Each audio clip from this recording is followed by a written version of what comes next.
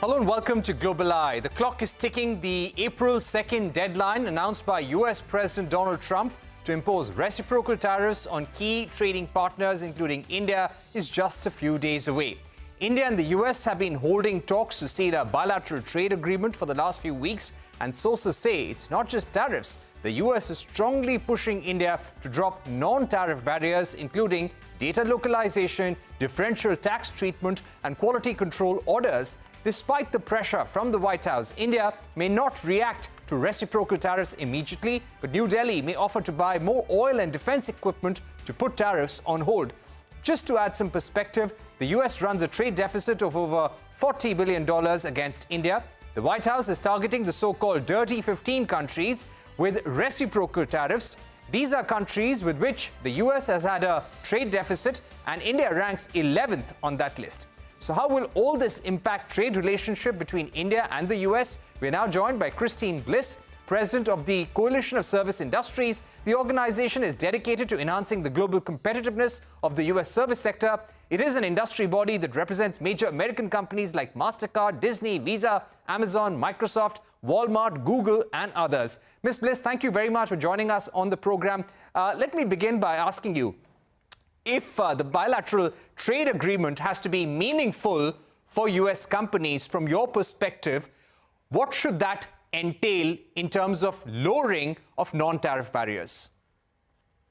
Well, thank you very much for the opportunity to be here. And needless to say, for my members, the opportunity to negotiate a bilateral trade agreement with India is extremely important. And as you said in the introduction, my association represents services and digital firms. So there's a huge opportunity and existing market opportunity in India.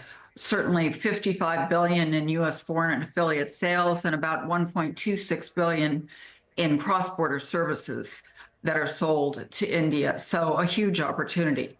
What might this agreement mean? Well, we know that it is focused primarily on tariffs, at least in the initial discussions. And we would be very interested in any benefits and lowering of tariffs. Of course, that's important.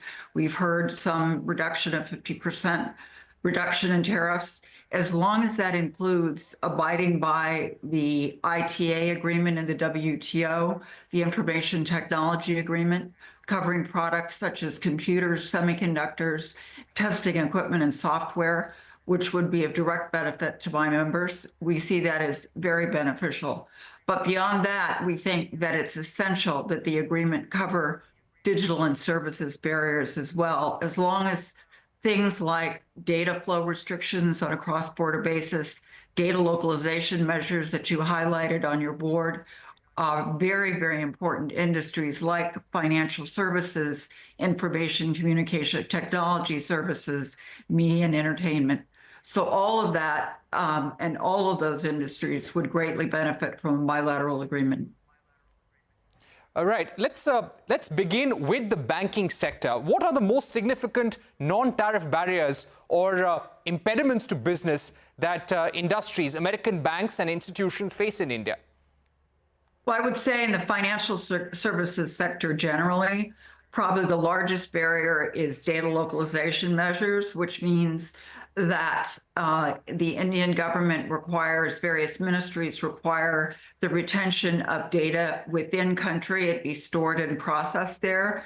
And what that means as a barrier is that it's obviously the increased cost, the burdensomeness, but more importantly, it is more risky and subjects that data to cybersecurity breaches.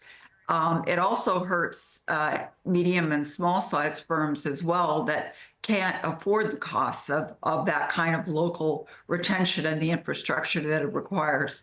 The second area that is very important are limits on foreign equity investment, where there are continuing barriers that we hope they're addressed, for example, in the insurance sector, where the top level of investment is at 74%. There are also restrictions on local management and the nationality of managers and control of shares, which is significant.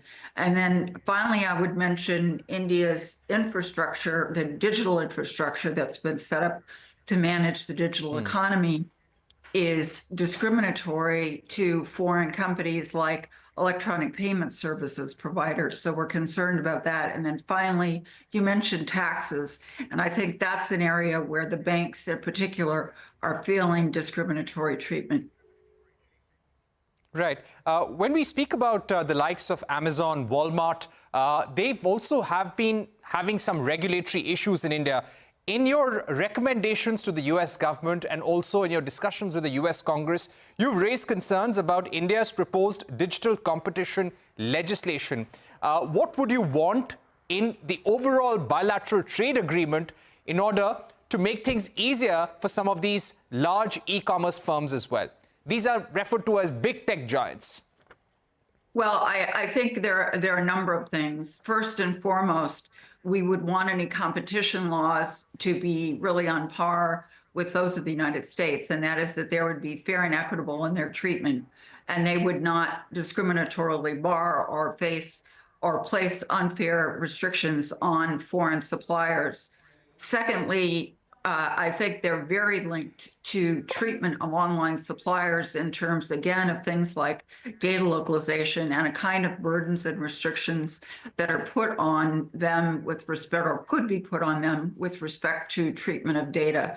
So we would be very mindful of that. And then the last thing that I think is very important to mention, and it's actually tariff related, and that is that we see that it's critically important that a bilateral agreement include a permanent moratorium on customs duties on digital content, whether it be goods or services. And this is something that should be in the agreement itself. And we would also want India to pledge that it would no longer block it or try and oppose it in the World Trade Organization, since it's been renewed every year since its inception in 1998. Right. Now, in terms of reciprocal tariffs, Christine, do you feel that these reciprocal tariffs that President Trump is going to announce on the 2nd of April, he's referring to them as Liberation Day, is this going to really help the American industry? Well, I think there's no question that if India were to reduce its average 12% tariff on at least roughly half of U.S. imports coming into India, that would be a boon to U.S. industry. And as I say, for my member companies in the services and digital sector, what we would be focused on is a commitment by India to abide by its commitments under the WTO Information Technology Agreement to apply zero tariffs to things like computers, semiconductor manufacturing and testing equipment, software, things like that. So I think that if we saw a benefit of that nature, it would be quite real. But again, we would want the agreement to go into non-tariff barriers as well.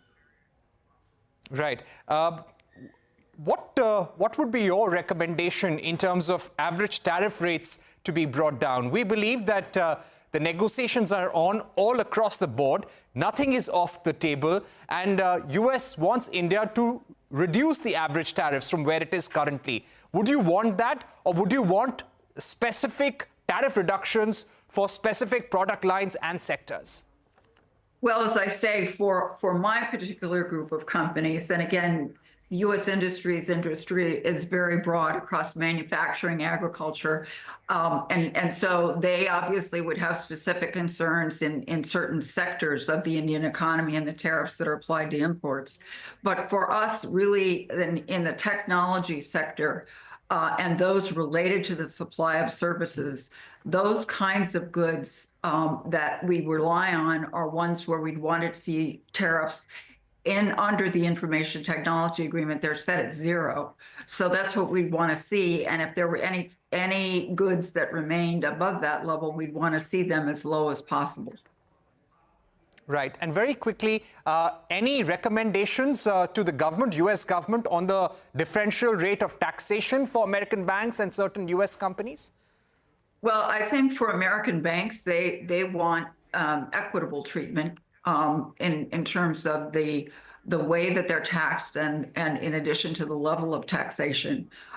So they don't want to be discriminated against. So I guess that would be the strongest piece of advice or request that we would make of the Indian government in terms of what could be achieved under a comprehensive agreement with India.